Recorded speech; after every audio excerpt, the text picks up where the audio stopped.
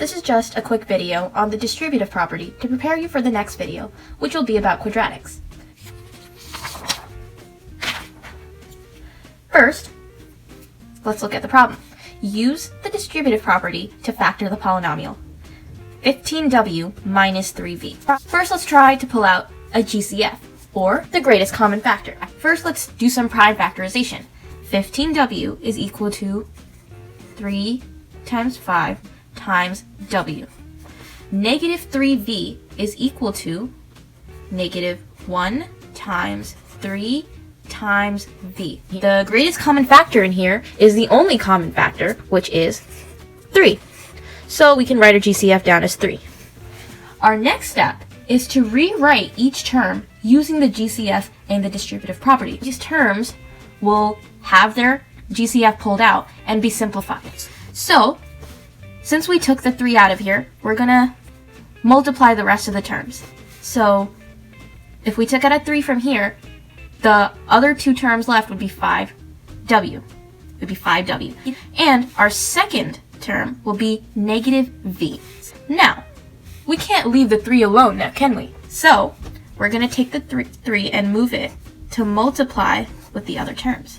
So it's going to be 3 times 5w and 3 times negative v. Notice how when we use the distributive property, 3 times 5 is 15w. And 3 times negative v is negative 3v. And there is our answer. 3 times 5w plus 3 times negative v. However, since these values are the same, 3 and 3, we can rewrite this as 3 times 5w minus v.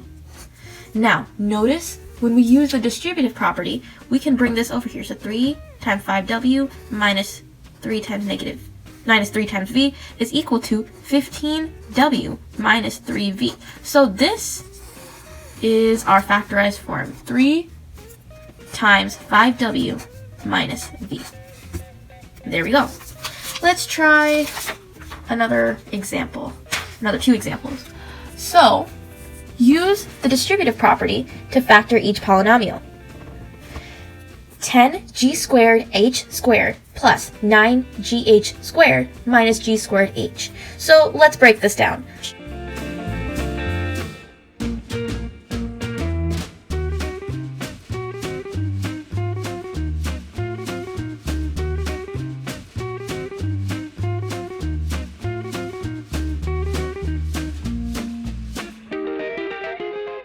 Let's find the real numbers that are common here. So let's look at the variables. Well, I definitely see a g here, g here, g here, and there's not a second g in the second term, so we can't use another g.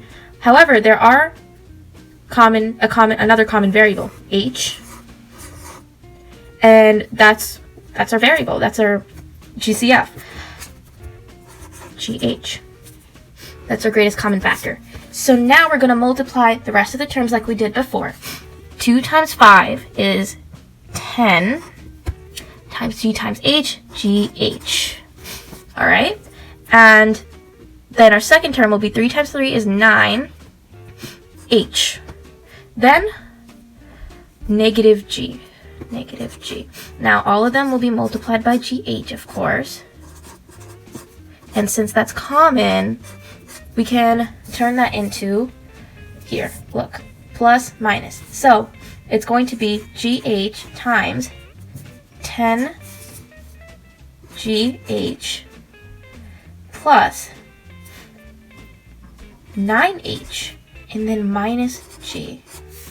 And that is our final answer, factorized. Now, let's look at this one. This is a little bit tricky as well, but I think we'll get through it just fine.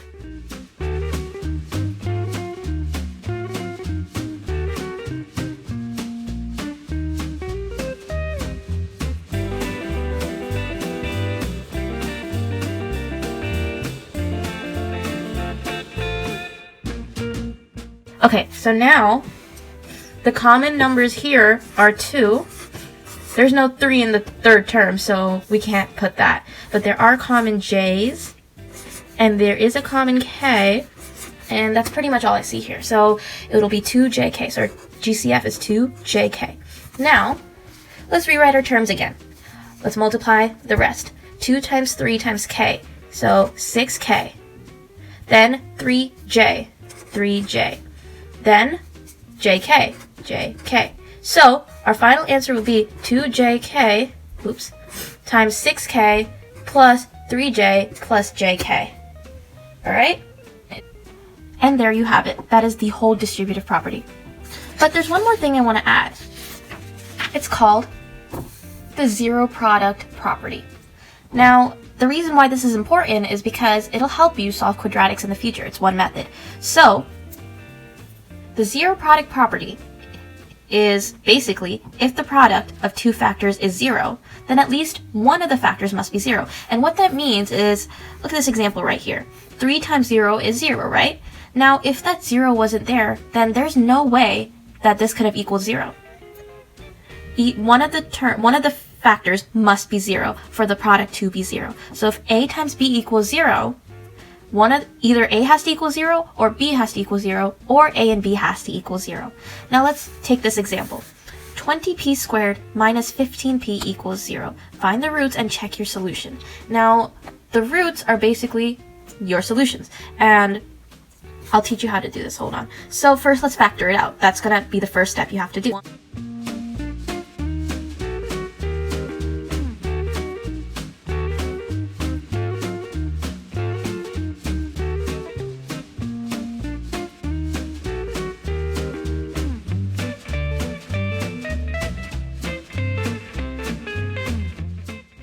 We're not done yet, so let's finish this up. So since we took out 5p from here, it's going to be 2 times 2 is 4p, so 5p times 4p plus 5p times negative 3. And that can be simplified yet again into 5p times 4p minus 3. Now, these are two factors. This is one solution, and this is one solution. So we have to set both equal to 0. So say 5p equals 0, and 4p minus 3 equals 0. So obviously, divided by 5, p is equal to 0. Oops. And then here, if we solve normally,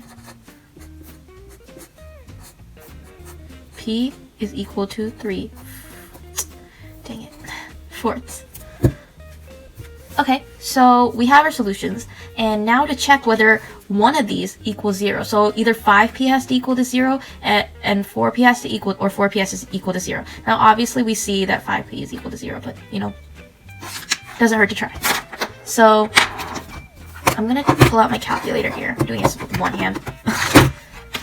And let me show you. Alright. So, say we substituted this. 3/4 will be 0.75. So 0.75 times 4 is equal to 3. So 3 minus 3 is equal to 0. Alright? And if p equal to 0 for 5p, 5 times 0 is equal to 0. 0 times 0 is 0. And there you have your answer. Your answers are p is equal to 0 and 3/4. This is the zero product property.